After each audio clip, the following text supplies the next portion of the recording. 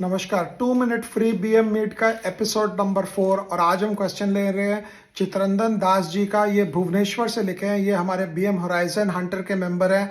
इनके 2 क्वेश्चन हैं। तो फर्स्ट क्वेश्चन इनका ये था कि मेरा क्या व्यू है ऑन यूएस का इन्फ्लेशन, इंटरेस्ट रेट्स और रिसेशन के ऊपर। तो एक एक करके चलते हैं।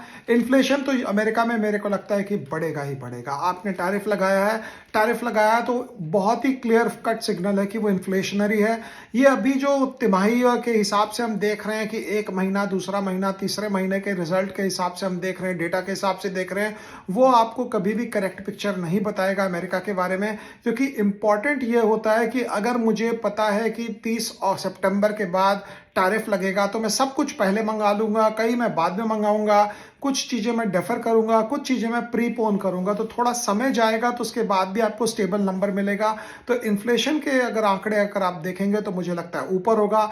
इंटरेस्ट रेट्स भी ऊपर होने चाहिए इन्फ्लेशन के कारण, लेकिन सबसे बड़ा जो इंटरेस्ट रेट्स को नीचे करने का जो दुनिया में एक मुहिम जो छिड़ी हुई है वो है आर्टिफिशियल इंटेलिजेंस। क्योंकि एआई जो है वो बाय डिफॉल्ट डिफ्लेशनरी है। मतलब कि जो काम 500 आदमी से हो सकता है वो काम जब 100 आदमी से होगा, 50 आदमी से होगा, तो 400 to 450 people will lose their jobs, which is very bad news for those 400 to 450 people, but it is great news for the overall economics of the company। क्योंकि कंपनी का कॉस्ट कम हो जाएगा। तो इसीलिए बोलते हैं कि जितना एआई आएगा उतना डिफ्लेशनरी होगा, कॉस्ट को कम करेगा। अभी तक अमेरिका का काम ये था, दुनिया भर में अमेरिका कुछ भी सामान बनाता था, महंगा बनाता था, लेकिन इसके कारण जो कॉस्ट जो है वो कम हो जाएगी। दुनिया की आप सबसे बड़ी कंपनीज को अगर आप देखें, सारे अमेरिका में अभी सबसे नंबर 1 पे आती है एनवीडिया, फिर आती है माइक्रोसॉफ्ट, उसके बाद एप्पल, उसके बाद अल्फाबेट, अमेजन, ब्रॉडकॉम। ये सारे जो कंपनीज है सारे टेक्नोलॉजी रिलेटेड है। मतलब सबसे बड़ा तूफान जो है